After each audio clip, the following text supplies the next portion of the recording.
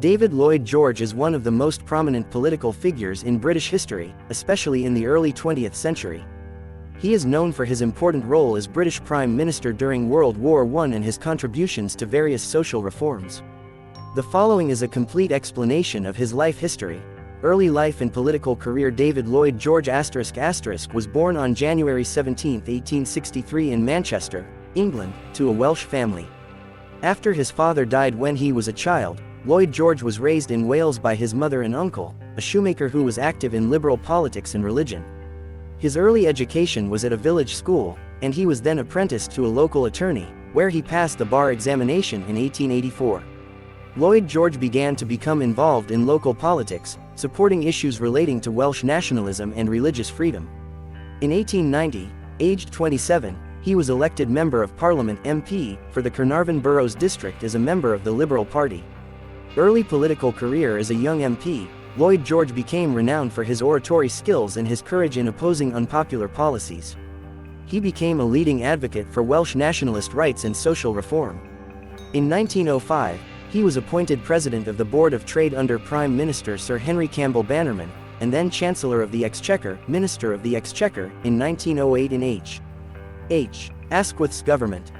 As Chancellor, Lloyd George introduced the People's Budget in 1909, which was a highly controversial budget because it included higher taxes on land and wealth to fund social welfare programs. This move led to a major political battle with the House of Lords, which rejected the budget, triggering a constitutional crisis that led to the passing of the Parliament Act 1911, which limited the powers of the House of Lords. Role in World War I. When World War I broke out in 1914, Lloyd George was appointed Minister of Munitions, a role that was crucial to ensuring the supply of arms to British troops.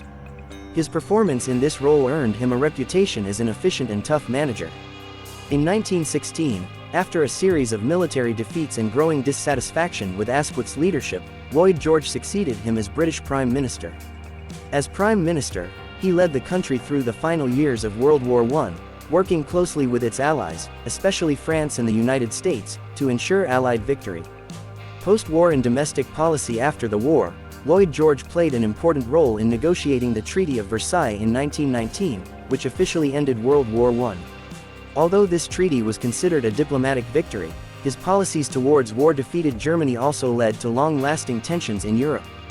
In the 1918 election, Lloyd George and his Liberal Party won the election with support from the Conservative Party. However, his tenure after the war was marked by economic instability, unemployment, and social upheaval. In 1922, his government collapsed after the Conservative Party withdrew its support, and Lloyd George resigned.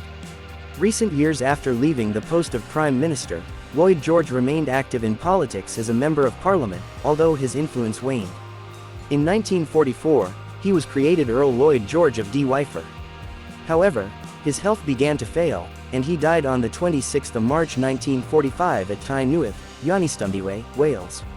Inheritance. David Lloyd George is remembered as one of England's great leaders. He is remembered for social reforms that introduced pensions, health insurance, and unemployment systems, as well as his key role in leading Britain during World War I. Although his tenure as Prime Minister ended in political disappointment, Lloyd George's legacy in the establishment of the modern welfare state and his contribution to victory allies cannot be denied. A charismatic and reformist politician, Lloyd George remains a respected and studied figure in British political history.